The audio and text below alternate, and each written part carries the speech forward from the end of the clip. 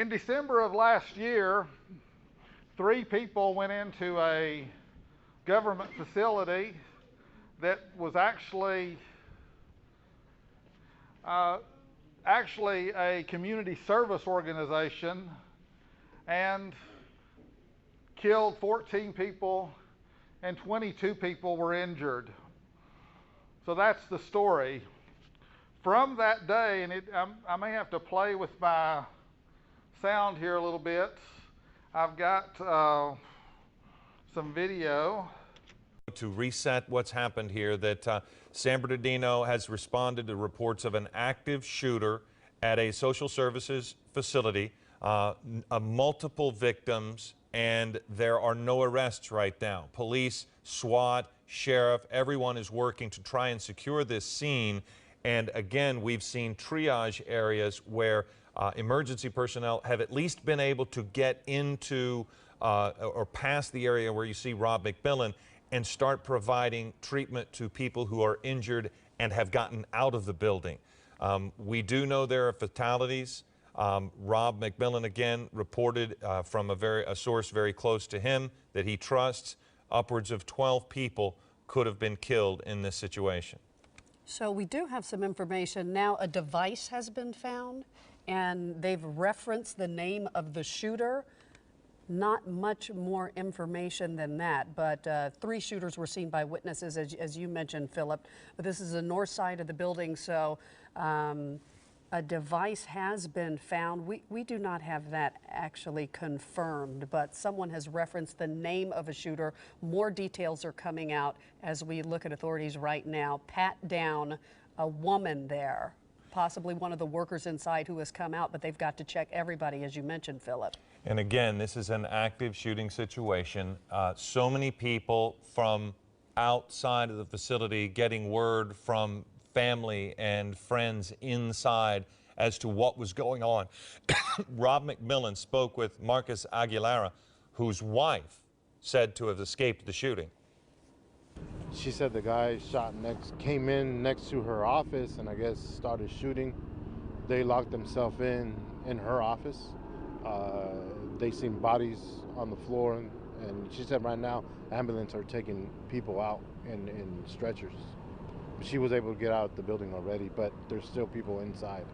Was she hurt? Is she okay? No, she's okay. She said SWAT is already inside right now. So that is from a man whose wife was in the building. Hopefully she is among these that you see leaving the building. Again, this is the Inland Regional Center. They provide social services, medical, and health. And from their Facebook page, we are hearing, or they say, they're identified as serving individuals with developmental disabilities in Riverside and San Bernardino counties. You can see with the volume of people leaving the facility, again, under their Facebook page, they have roughly 670 employees, staff members who are providing service to some 30,000 people. This is the facility you're looking at. Now, clearly 30,000 people are not there. This is the Riverside San Bernardino community that they serve. But you're talking about hundreds of people who were probably in that building at the time that this began. Absolutely. So, of course, this is a long playing situation we saw the people that they are bringing out. They've then got to search each one of those people to make sure that that is not the shooter, or as you mentioned, Philip, you never know that a shooter can, disguise himself, come out and try to walk out with the rest of the victims. So they're having to painstakingly take, as you see on the right side of the screen, those people under the tree. They have their hands up. They've got to be searched, questioned, and made sure they are innocent victims in all of this. And again, this all began some time ago. According to San Bernardino Fire, their first tweet about this came out roughly about 44 minutes ago. So this is going to be a situation that is very fluid. It's going to take some time to make sure. All right, that's enough of that newscast. Since my class is business continuity planning, disaster recovery planning, and the first chapter of the book talks about what is a disaster. Well, I think we can agree that this shooting was a disaster. Now, it's not a disaster like a tornado or a flood, but nonetheless, it's something that unfortunately more and more in this world we have to be prepared for and to just be ready. Okay. In the BCDR class, our focus is going to be on getting the data back or keeping data so that we can keep the business running. But we need to also keep in mind that the security of the data, the CIA triad, if you've not heard that once, you'll hear it 500,000 times. Confidentiality, integrity, and appropriate access.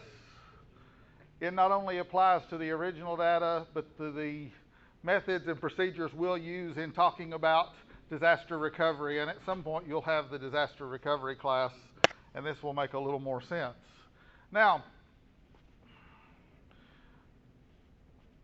we want to talk about in general, or I want to talk about in general, what the technology involved.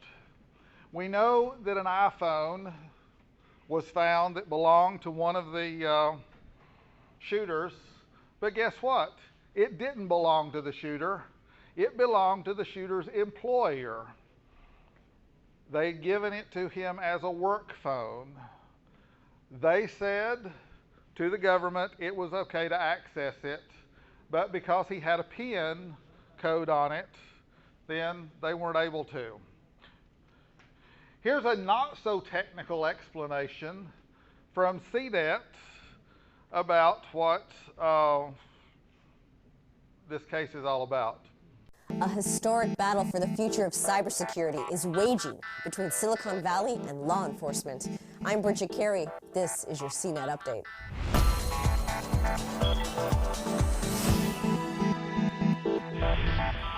The future of your privacy and the security of all software now rests in the fate of a legal battle between Apple and the FBI.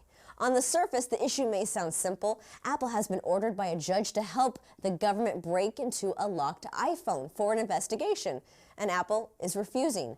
But before you jump to conclusions, here's a quick breakdown of what exactly the government is asking for and how encryption works.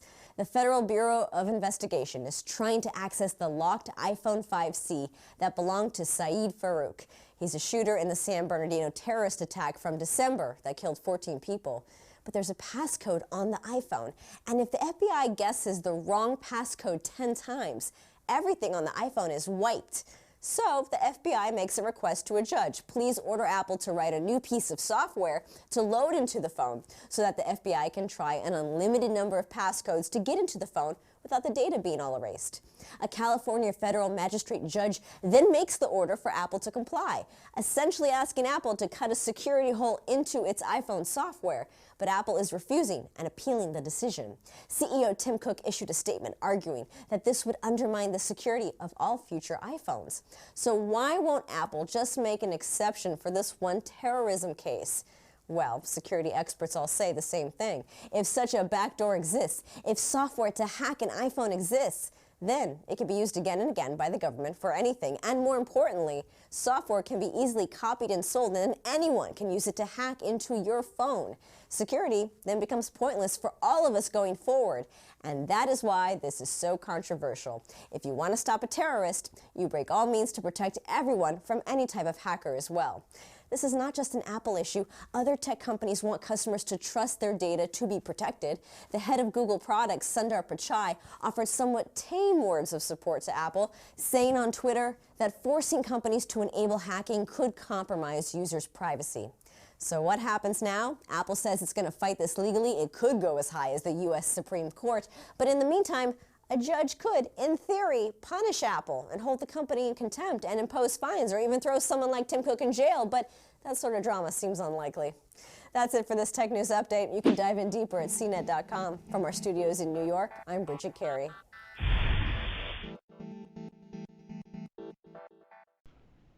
So that's what I call the non-technical explanation of what's going on.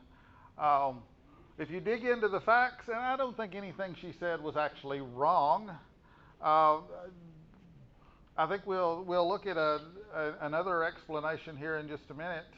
that actually the stuff on the iPhone doesn't get deleted if you type in the code 10 times. The key to decrypt it gets deleted, so it might as well have deleted it all. So I guess that's okay for a non-technical explanation.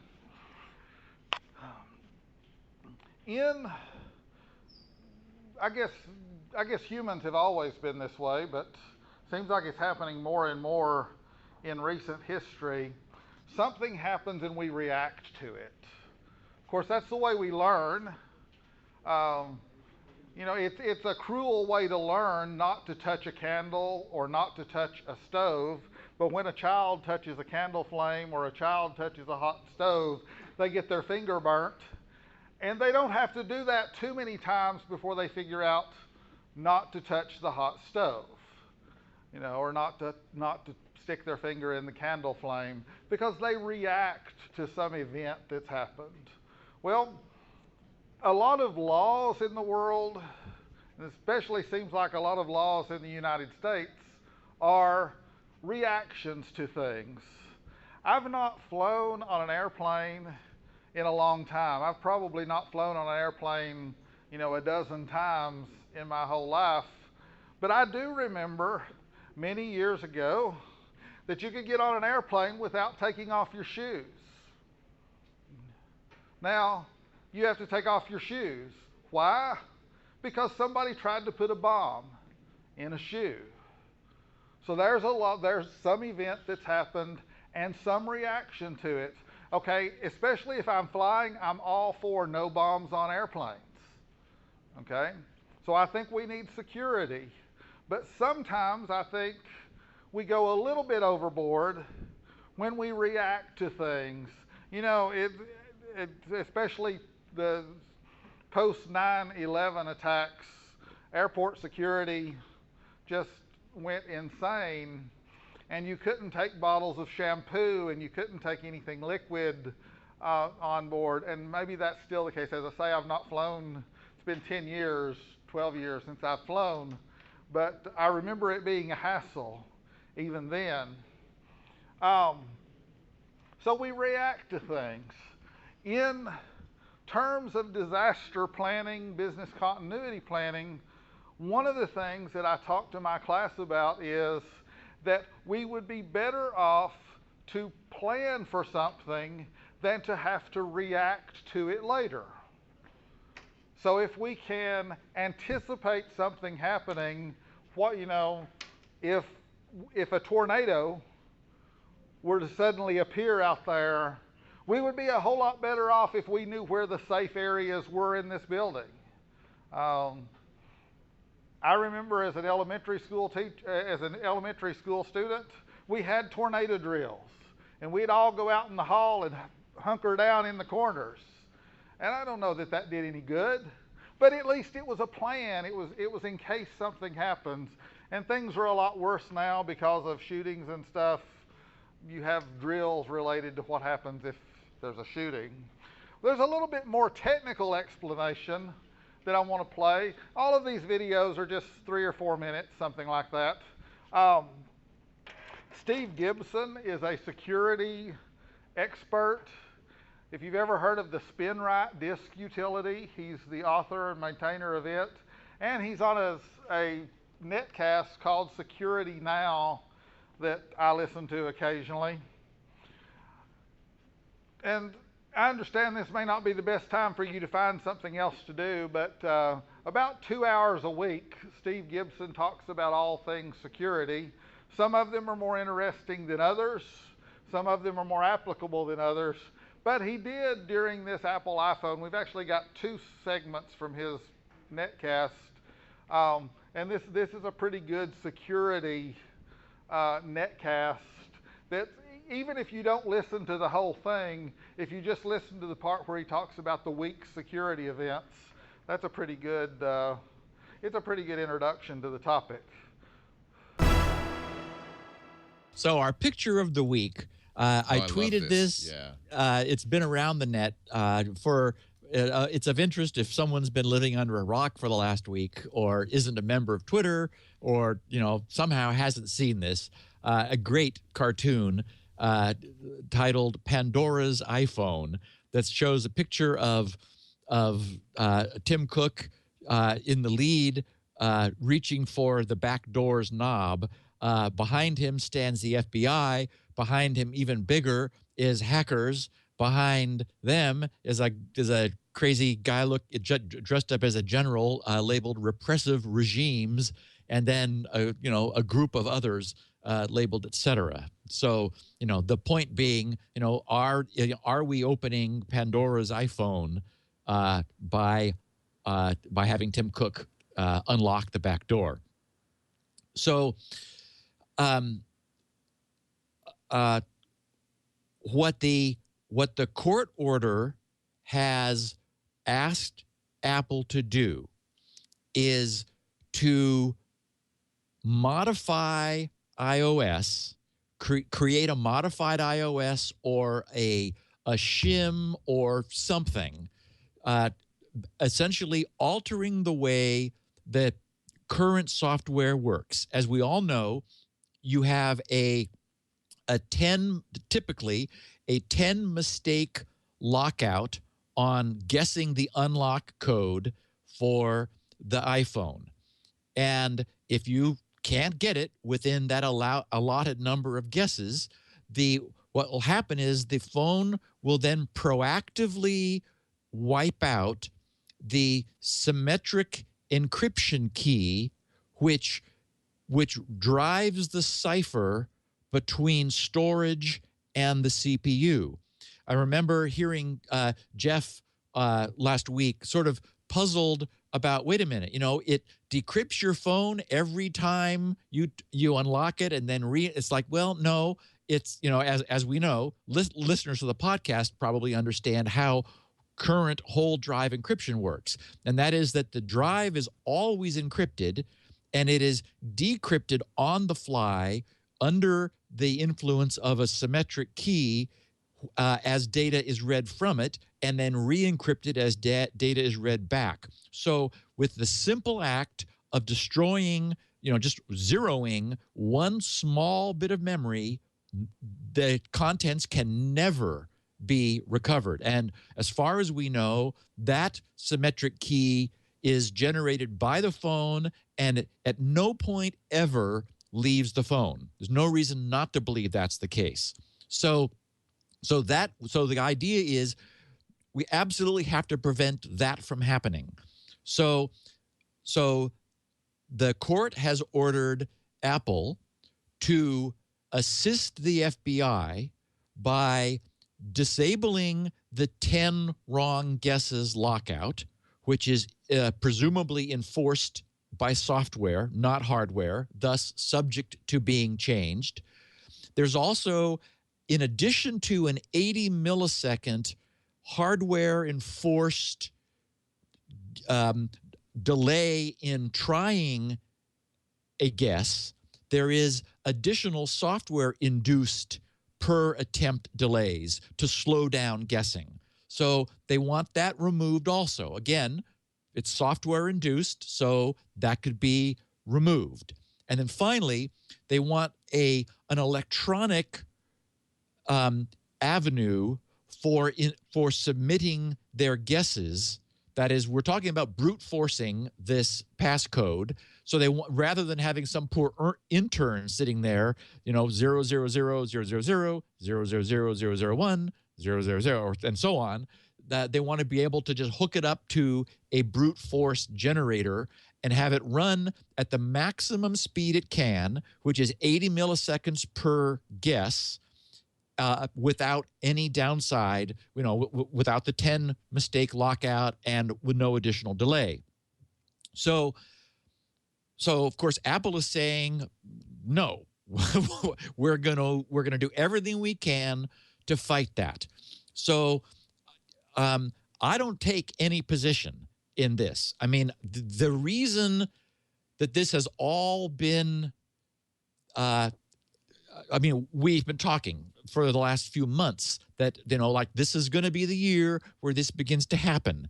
And everyone who's been following the podcast for long will remember that I suspended my work on CryptoLink because I could read the handwriting on the walls. It's like I didn't want to invest all of my time to create a super great commercial product to have it be outlawed, because there's no way I'm going to produce a VPN that has a back door or a weak front door or any kind of a door. So, you know, this has been in the air for a while. What we do know, though, is, and there is a lot of misinformation on the technical side. And as I said at the top of the podcast, one of the problems is people who don't understand the technology are loosely using ill-defined terms. I mean, backdoor is sort of a catch-all, which means whatever whatever the person saying it wants to mean. So we have a problem with inexact terminology being used by non-technical people. But such is politics and technology and the collision thereof. Here's what we know about the way the iPhone and iOS devices work today, and I verified in the September 2015, so only a few months back, iOS 9 security white paper, that it hadn't changed, and it's the same as what we discussed back with iOS 7.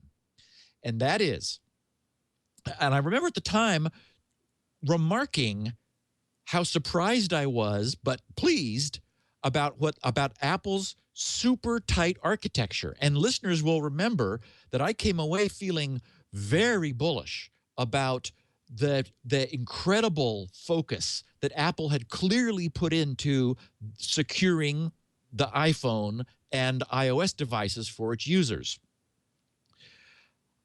The iPhone or iOS device, in this case an iPhone, will periodically, even when locked, and that's a misconception that I've seen on the internet. It's like, well, no, it won't update unless it's unlocked. No, it will update locked. The phone is locked and on Wi-Fi. It will periodically check for updates. The iPhone sends its unique device ID and a randomly generated nonce, a number used once, to Apple. Apple, if it wants to send the iPhone something it will accept, must take the device's unique ID and the nonce, bundle that with the update package, and sign it with Apple's super secret private key, and send it back to the phone. The phone verifies that the signature is correct because it's got Apple's matching public key burned into its boot ROM. So it verifies that the signature is correct, and then verifies that the nonce that it has received in this package is the same one that it just sent, and that the unique device ID matches. So back when we discussed this several years ago, I remember saying, wow, that means that every single update is customized. And Apple did this for a reason, and we talked about it then. We would want to prevent an older version of iOS that was for some other device, not this particular one, from being essentially cross-installed, thus allowing a downgrade attack to recreate flaws that were now well known in the earlier versions but had been fixed in later versions. So Apple took on the burden of not being able to mass distribute any of their iOS updates.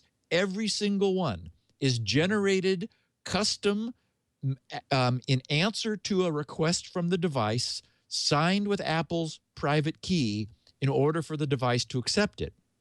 So this puts to rest the question technically, not politically, not policy-wise, but technically, can Apple, if they choose to, respond uniquely to this singular request and provide the FBI either in their facility or remotely with a piece of software that does what the answers the court's demand only and that is absolutely not reusable ever again. Not even ever again on the same device, because the nonce protects reuse.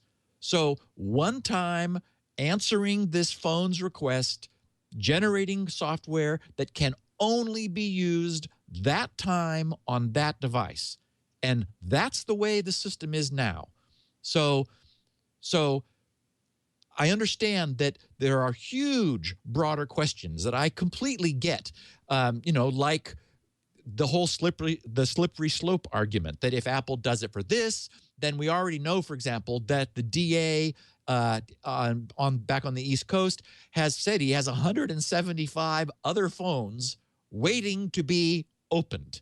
So, Apple used to do this, and we talked about it, how there was a multi-month backlog in phones that Apple was working through to crack the code and unlock the phone. Apple decided they didn't want it. They didn't want that business.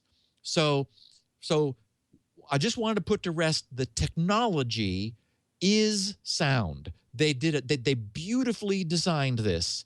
And what it does give them is, if they choose to, the ability to open this single phone in a way that even if they gave the software to the FBI, and one report I read said that the FBI was going to give Apple the phone so that Apple could do this to it, and then the FBI would take it away and do this brute forcing for however long it took. So it's not even the case that Apple would, lose control of that update. They're being asked to essentially weaken the front door, which is normally locked tightly enough that no one can get in without the phone destroying its contents, by wiping that symmetric key.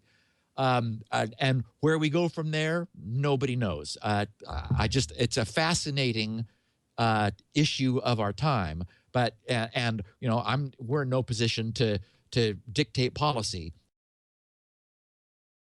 Okay, sometimes he takes a little getting used to listen to, but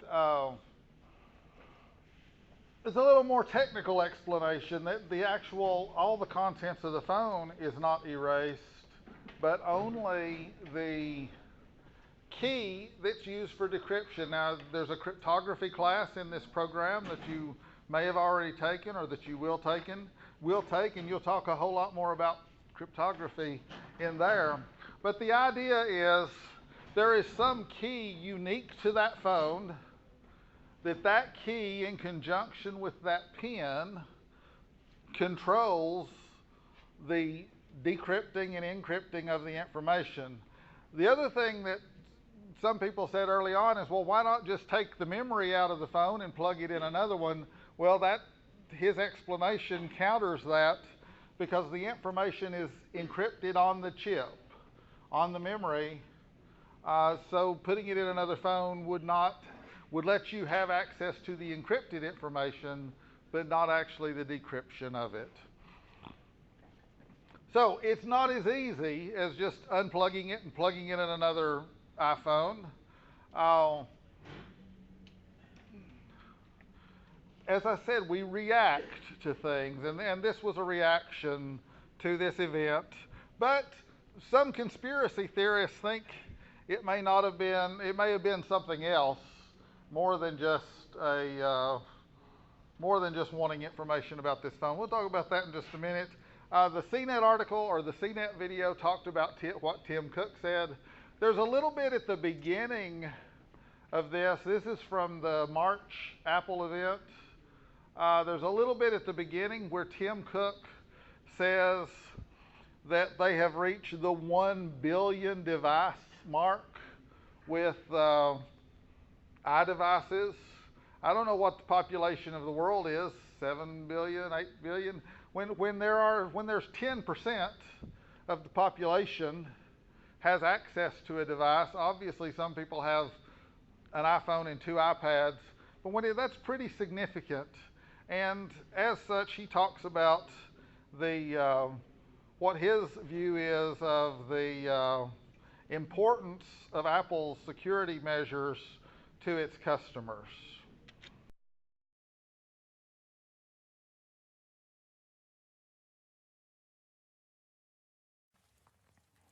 Recently, we passed a major milestone that no one could have ever imagined.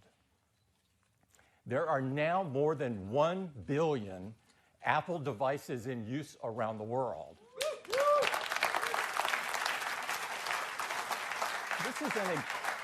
This is an incredible milestone for us and an indicator of how much impact Apple has on people around the world. Our products are such an important part of people's daily lives and responsibility. So before we get started today, I'd like to address something that I know is on the minds of many people this morning. We built the iPhone for you, our customers, and we know that it is a deeply personal device. For many of us, the iPhone is an extension of ourselves. About a month ago, we asked Americans across the country to join in a conversation. We need to decide as a nation how much power the government should have over our data and over our privacy. I've been humbled and deeply grateful for the outpouring of support that we've received from Americans across the country from all walks of life. We did not expect to be in this position at odds with our own government, but we believe strongly that we have a responsibility to help you protect your data and protect your privacy. We owe it to our customers and we owe it to our country. This is an issue that impacts all of us, and we will not shrink from this responsibility.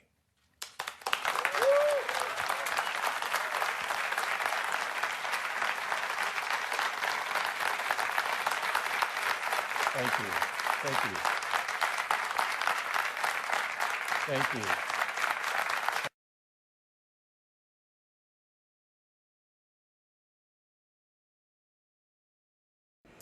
Well, Microsoft co-founder Bill Gates weighing in on the battle between Apple and the FBI in the San Bernardino investigation, saying in this case it may be okay to unlock the iPhone because it's a matter of national security. I do believe that with the right safeguards, there are cases where the government, on our behalf, like stopping terrorism, which could get worse in the future, that is valuable. And this comes as the Wall Street Journal reports the Department of Justice wants to unlock phones in a dozen other cases not related to terrorism. Apple took an interesting position. A position that really it can almost be expressed in the terms of a kind of a moral dilemma here. But in this case, it wasn't, and we'll talk about that a little bit. I joked with my class this morning that, you know, we use our phones for a lot of different things, but now, you know, if you're planning on robbing a bank tomorrow, you may not want to go into your iCal or Google Calendar and put rob bank tomorrow at noon. You know, that's probably not a good idea. Something tells me if you need to put your robbery plans in your phone so you'll get a reminder, you're not going to be very successful as a robber. I don't know about that. You know, I tell my undergraduate students in the introduction class, I say, you know, if you don't want it posted on a billboard on I-75, don't put it on the internet, because we'll talk about software development in a few minutes, and I think we'll all can agree that there's no perfect programs. And we'll see that that led to this. Any interest, this is an interesting stance Apple took, because what if the information on a phone could save somebody's life, or could save 1,000 people's lives or 100,000 people's lives in the event of some major terrorist attack? And again, talking about since post September 11th, there's been a lot of trade-offs between security and privacy, and you know that more than I do because you travel a lot more than I do. So Apple took an interesting stance. They said our customers' privacy is supreme to us, and we're just not going to do it. You know. Now, if you parse carefully what some other people at Apple said, there was some debate as to whether they could even do it. And one of the things that I think is on a future slide, but I always get out of order, is that this was an iPhone 5C, I believe, and that the security probably was not as strong on it as it would have been an iPhone 6. So maybe that made it a little bit easier than it could have been. Well, I guess that's my next slide. I'll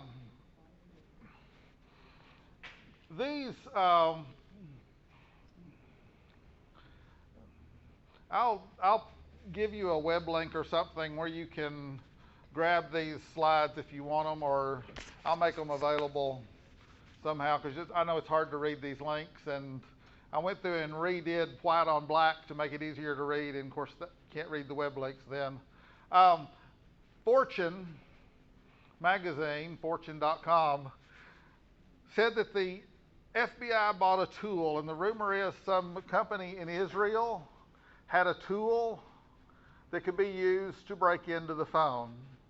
Now, the stuff that's in italics, this was probably possible. Anything in italics is my comments, and therefore probably not worth a whole lot. The other stuff comes from the website or the link. It's probably possible because it was a 5C. One article that I read said, we can do this for the Apple 5, for the iPhone 5s, but we can't do it for the iPhone 6. But the guy said, we can't do it for the iPhone 6 yet.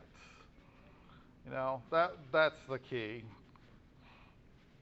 Now, in terms of the conspiracy theory,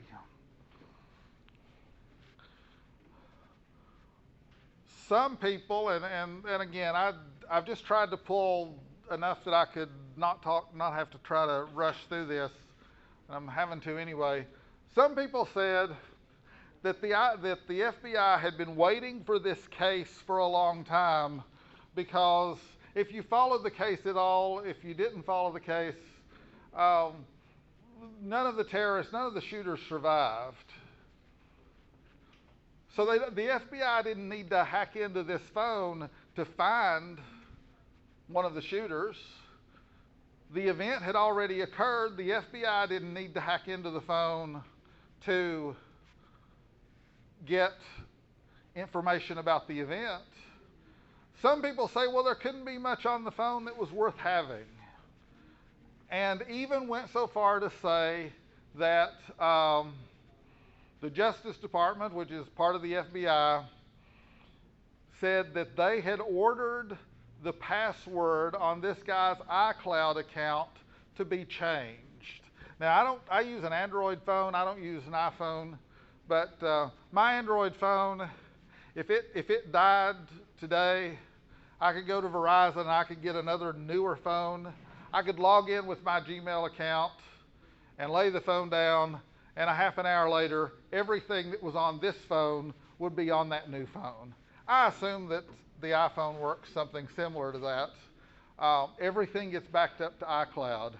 Because the password was changed on the iCloud account, which Apple could do. And by the way, Had the FBI, and the FBI did go to Apple and say, give us the contents of the iCloud account, that information was 6 months old.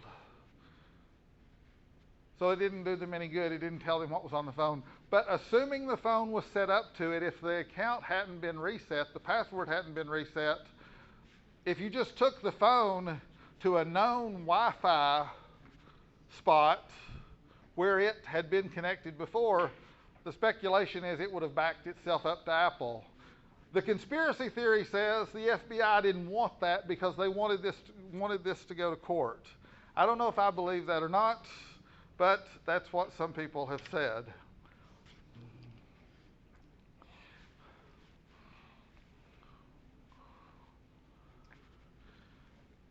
The CNET article talked about the fact that if Apple modified iOS to open a back door, that it could be used to access any current iPhone.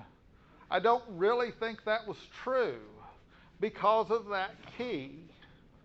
That key is generated by the phone and key is generated by the pen, and it's not most, well, the other reference here says that the hardware key meant that Apple would have to write something specifically for that phone and therefore not be able to break into it. So there's a lot of facts out there. Now, whether or not this was a conspiracy by the FBI to get Apple to do something, I don't know. But there's a lot of little things going on that make it seem kind of strange why they would want this phone so bad.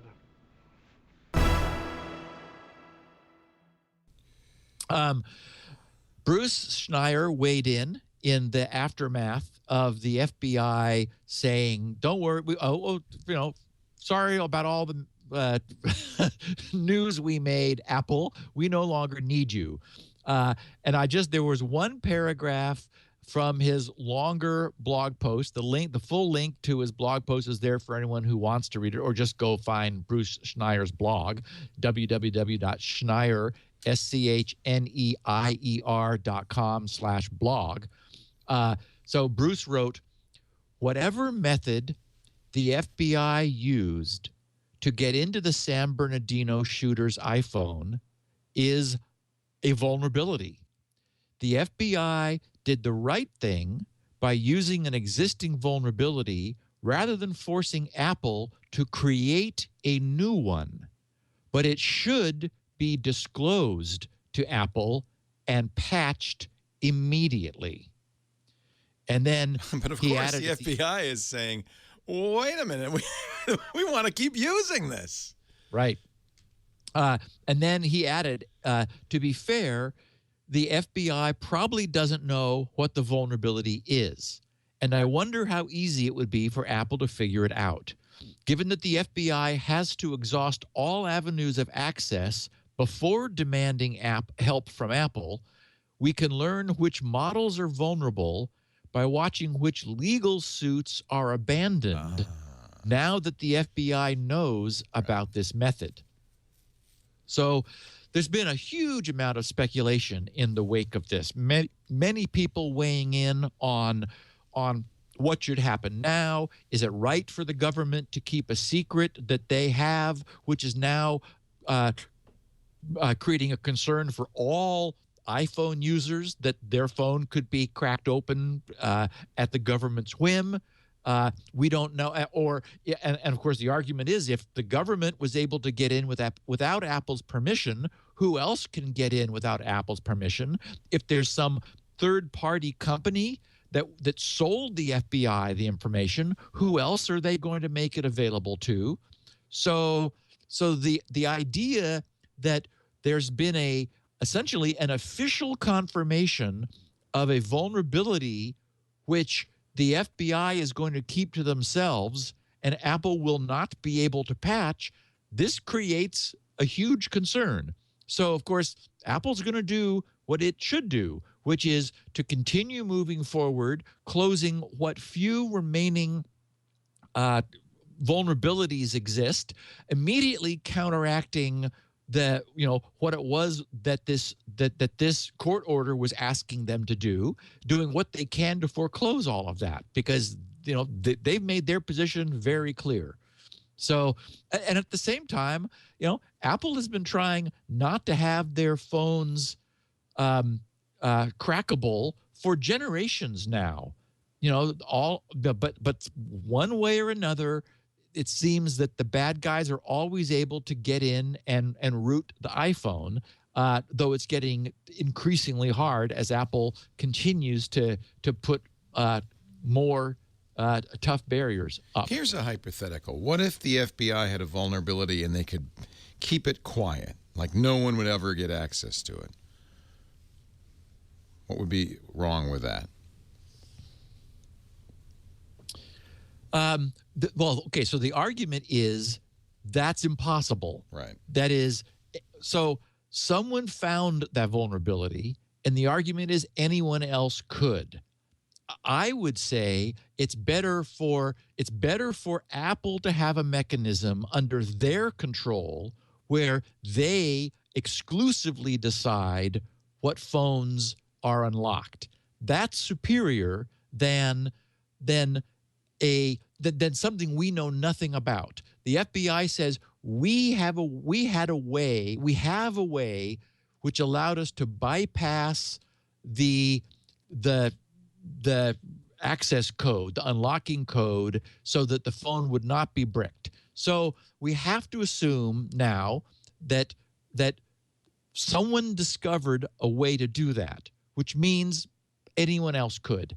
It's and lots of people have been arguing that anything Apple would do is a backdoor. I've, of course, controversially argued that no, Apple could design something that only they control. I would argue a completely secure platform where they have a key that they selectively administer is better to what we have now, which is we don't know who else has access. We don't know where the FBI got this. I mean, it's much more feasible to think they purchased it. We know they have a relationship with Cellebrite. There were some invoices that floated around the net in the last couple of weeks of payments, some big $100,000 plus payments to Cellebrite. And of course, there's no information, there's no way to tie that to any case or any particular instance, but money is flowing from the FBI to a company that specializes in cracking cell phones. So we're in this situation where a third party presumably has a means that they are offering for sale to anyone who wants to come and get it. And by the way, this means probably Pete Williams was wrong when he asserted that he'd been told by the FBI, well, we got the data, but we haven't unencrypted it.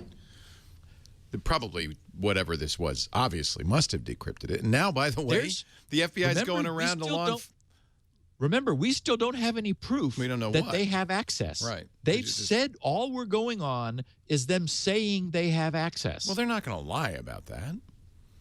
Okay. Not to the court. Well, maybe they would. I don't know. All they said was, we no longer need Apple's help. We have extracted the data from the phone. Right. Nowhere did they say that they had decrypted it. Okay. So one could argue. They are going, again, they're going around and offering to do this for other law enforcement now. There's an Arkansas case they're going to help. So, I mean, they've actually sent out a memo to law enforcement saying, I did see that. We have a way to do this. So anybody want to help? We can help you over here. Which means, by the way, I agree. I think that pretty much puts it to bed. It also probably means that they do know what the vulnerability is, unless they plan to pay $100,000 to Cellebrite for every case, that they probably bought the vulnerability. But I don't know. Yeah, we don't know. We don't. We just don't and know. that's one of the frustrating things. I mean, unfortunately, I don't think we're going to know. The argument has been made that, of course, in the security community, that the FBI should disclose to Apple what they're doing, and then Apple will fix it. And of course, but here we're also seeing Apple refusing to help the FBI. So the FBI is sort of certainly going to be unlikely to tell Apple how to fix a problem, which, as you say, Leo, they're like happily able to produce evidence for other cases. Right. And you have to think there's a little bit of screw you, Apple, in this too. It's a mess. I did mention a couple weeks ago that I have a tickler set up on a Google probe, watching for any news of the Burr-Feinstein bill, and it went off yesterday. I immediately checked to see if there was news, and it's still more of this, hold your breath any moment now. The updated report from the Hill says that the pending legislation has been receiving input from the executive branch, from other parties. It's getting very ready to release, but not yet. And I'm expecting not to be impressed. I'm expecting to be, unimpressed by the clarity of this legislation. I'm afraid it's just going to kind of be murky, which says, we should be able to see into encrypted things, and period.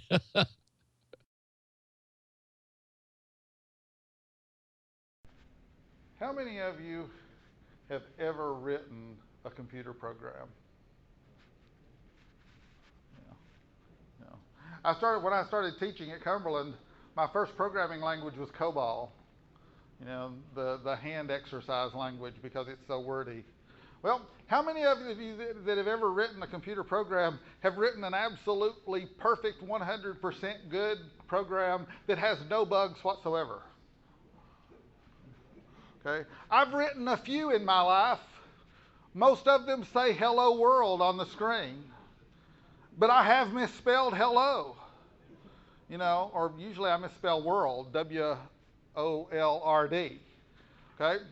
So any software is prone to having bugs. Those bugs get exploited. You can easily prove software is buggy by finding a bug. You cannot easily prove software is not buggy, because that just means the bug hasn't been found yet. I put this last little video in here kind of to conclude with, because what this simply means is that ever since the iPhone 5C came out, or whatever version of the operating system it was running at the time, there's a bug in it. There are bugs in my Android phone. There's one that I'm not sure if it has ever been patched on this phone or not, that makes me susceptible, if I go into an unknown Wi-Fi hotspot, can be exploited. Well documented, but that doesn't mean it exists. Doesn't mean that it's not been fixed. So, in terms of what we're thinking about here, in terms of my class, Business Continuity Disaster Planning, I'm going to leave you, and I think, let's see. Yeah, I didn't put the last slide. I don't have another slide in there. I'm going to leave you just to think about this. What are the things in your life, and this isn't a test question, I can't give you a test question, but what are the things in your life that you plan for versus what do you react to? And I'm going to suggest that taking an attitude of planning is generally better than just trying to live life reacting. And unfortunately, I think the American